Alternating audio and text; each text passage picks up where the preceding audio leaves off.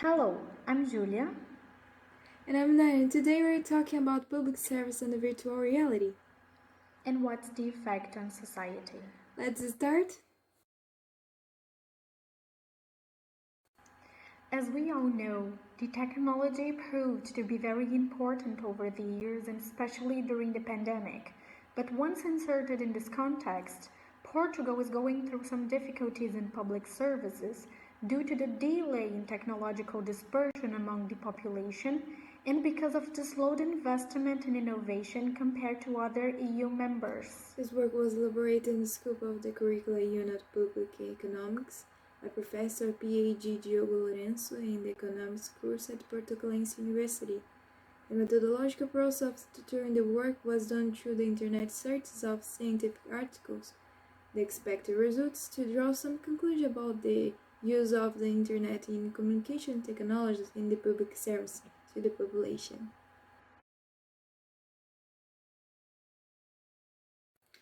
In the 21st century, you have to use technology as one of the tools in the toolkit to bring about social change. Beth Simone Novak.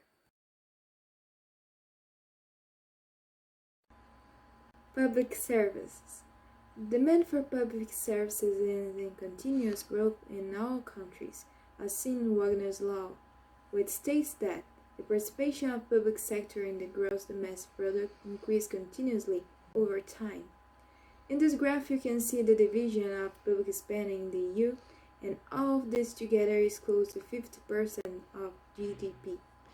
According to the humanist conception, the state exists to satisfy the population's needs and to provide opportunities and a dignified life. But all this, it's just possible to maintain if there's innovation investment. About the virtual reality, here we have a graphic that demonstrates the digital economy and society index from 2020 for Europe. In Portugal, compared to previous years, has performed worse in terms of population connectivity and also in terms of digital technology inside the companies, which demonstrates fewer levels of innovation compared to other countries in Europe.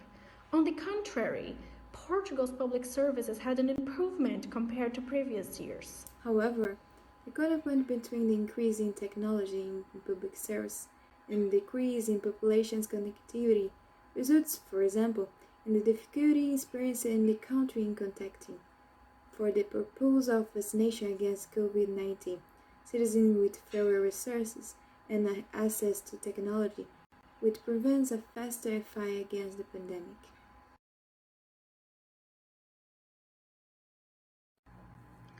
Here we have a zoomed slice of the other graphic that shows, for example, that Portugal is inserted in the countries with lowest score when we talk about human capital and use of internet services, and a little bit closer to countries with highest score in terms of digital public services. The effect on society. The state is imperfect. This explains why the implementation technology is late or partially done. It's also important to say that technology devices are mostly private goods, and their demands better satisfied by the private sector. However, the role of state in the distribution function directly implies the possibility of citizens being available to consume a private good like a technology device.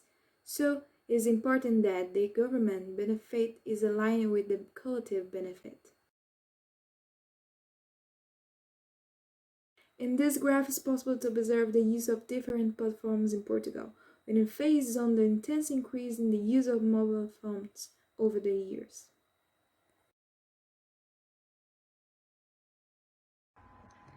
Finally, we're able to observe a possible duality in Portugal during the pandemic because of the simultaneous drop in social welfare and in the efficiency because of the few technological goods among citizens and a maintenance of the welfare due to the effectiveness of digital public services. Which means that investment in this area is necessary, as it will result in benefits at all levels of society, compensating costs with agility in services, speed of formation, reduction of transaction costs, and much more benefits. This is our references. And we hope you enjoyed our work. Thank you. Thank you.